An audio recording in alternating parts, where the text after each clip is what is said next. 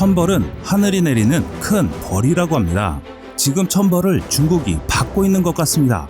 중국의 경제력이 일본을 제치고 세계 2위로 올라서던 2010년에는 중국 사회과학원이 발표한 내용이 눈길을 끌었습니다. 당시 중국 사회과학원에 따르면 중국의 군사력이 미국에 이어서 2위로 평가됐다고 발표해 논란을 불러일으켰습니다. 이 소식을 전해 들은 세계 여러 나라들 중 중국보다 높은 순위에 있던 국가는 과연 중국스럽다며 허세로 치부하는 곳이 있었고, 또 일부 국가들은 중국의 확장을 견제하기도 했습니다. 하지만 10년이 지난 지금은 어떻게 변해 있을까요? 결국 중국은 질적 성장이 아닌 양적 증대로 꿈을 현실로 만들었습니다. 그런데 그 성장 의도가 썩 바람직하지 않은 것이 문제입니다. 10년 전 중국의 군사 전문가가 자신들의 군사력을 평가했었는데요. 중국 국방대학 장자오준 교수가 밝힌 내용에 따르면 질적인 면을 고려한다면 중국 해군은 1만 톤급 이상 전투함정이 없어서 세계 8위 정도고, 공군에는 스텔스 전투기가 없어서 세계 7위 정도다라고 말했습니다. 당시 중국인 교수가 허세 섞인 내용을 말한 지 불과 10년밖에 지나지 않았습니다. 그런데 현재 중국은 질적으로도 명실상부하게 미국에 이어 세계 2위권 군사력에 근접하고 있습니다. 한편 BBC에 따르면 중국은 2019년 현재 미국에 이어 두 번째로 많은 약 1,682억 달러, 우리 돈으로 201조 원의 국방비를 투입하고 있다고 밝혔습니다. 또한 지난 10년 동안 매년 최소 10% 이상을 국방비로 지출했는데요.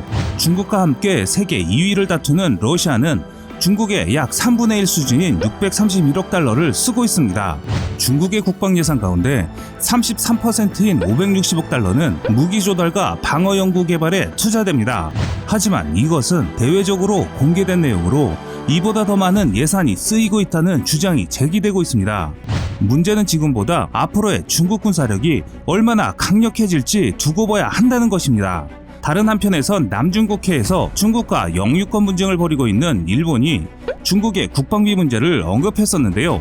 고노다로 일본 방위상은 중국이 공표되지 않은 국방 예산 등 투명성을 확보하는 것이 요구된다며 국제사회도 이 문제를 계속 이야기해야 한다고 덧붙였을 만큼 중국이 세계에 내민 자료는 그만큼 신뢰성이 떨어진다는 것이었습니다.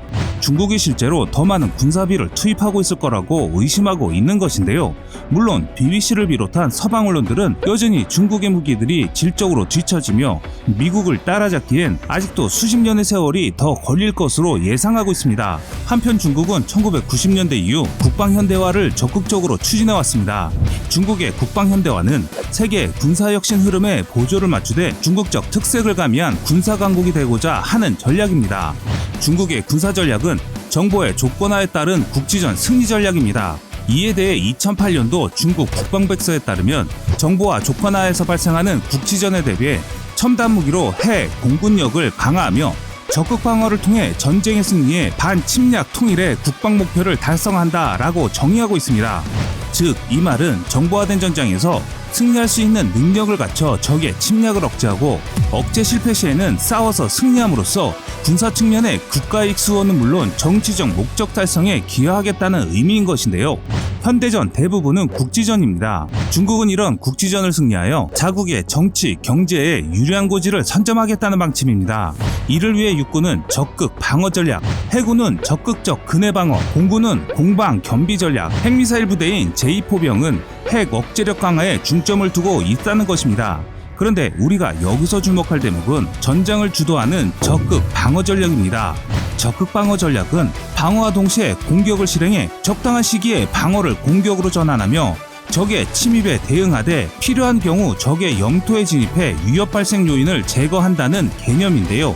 방어를 하더라도 공세적 방어를 하고 전쟁 내내 주도권을 장악하려면 당연히 평시와 초기 대응에서부터 강경기조로 움직인다는 것입니다. 이러한 전략을 뒷받침하기 위해 중국은 국방 분야에 많은 투자를 해왔습니다. 중국의 국방비는 최근 20년간 16.2%씩 증가했으며 2009년부터는 발표액을 기준으로 세계 2위의 규모입니다. 중국이 공식 발표한 2009년도 국방 예산은 8,600만 위안으로 704억 8,200만 달러입니다. 그러나 미국을 비롯한 서방 측은 중국의 실제 국방비가 중국의 자체 발표액보다 두세 배 높을 것이라고 주장하고 있는 만큼 단순한 숫자를 그대로 믿으면 안 되는데요. 현재 중국이 국방비에 장비비, 훈련비, 인건비만 포함하고 연구개발 또는 첨단무기 도입 등은 기타 예산의 은닉 편성할 뿐 아니라 군 영리활동과 영농사업으로 충당되는 부분은 포함되지 않기 때문입니다. 2010년 미 국방부가 미 의회에 제출한 중국 군사력 보고서에 의하면 중국의 국방비는 최대 1,500달러에 육박하고 있다고 보고됐을 정도입니다.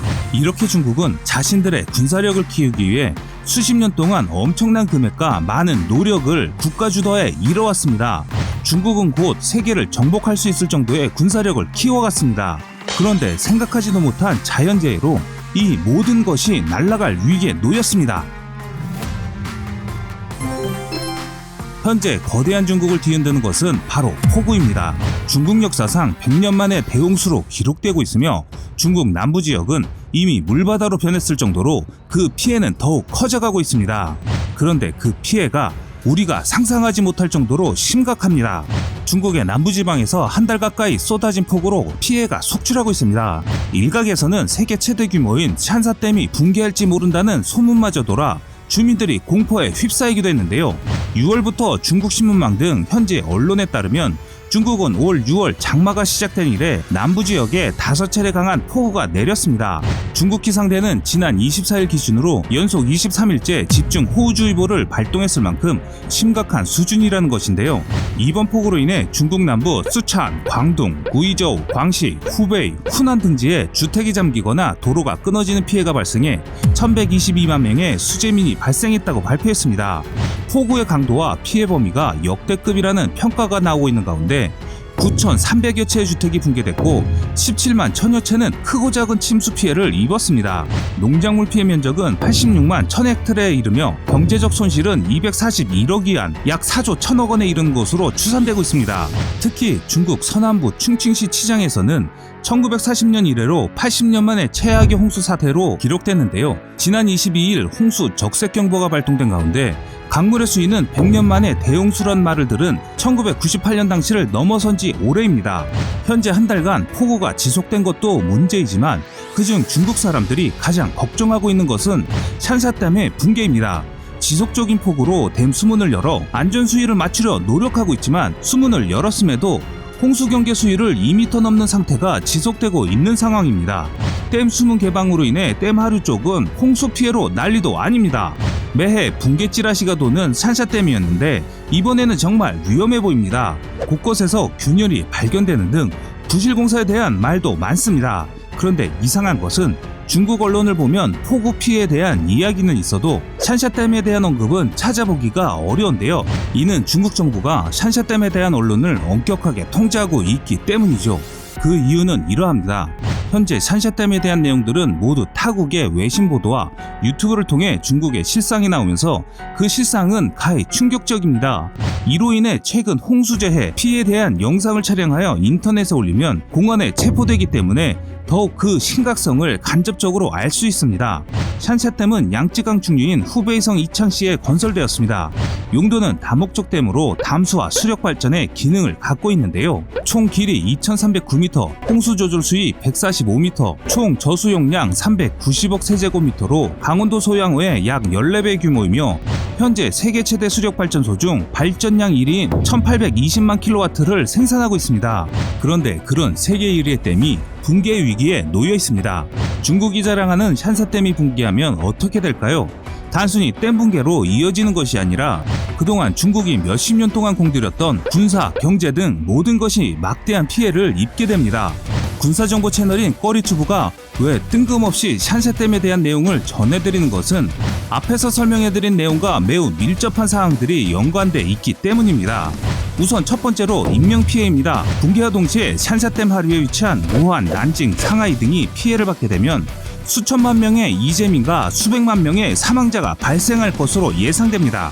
이창시 인구 406만 명, 우한시 1,108만 명, 난징시 851만 명, 상하이시 2,428만 명, 전체 수계 인구는 약 4억 명으로 알려져 있습니다. 두 번째는 경제적 피해입니다.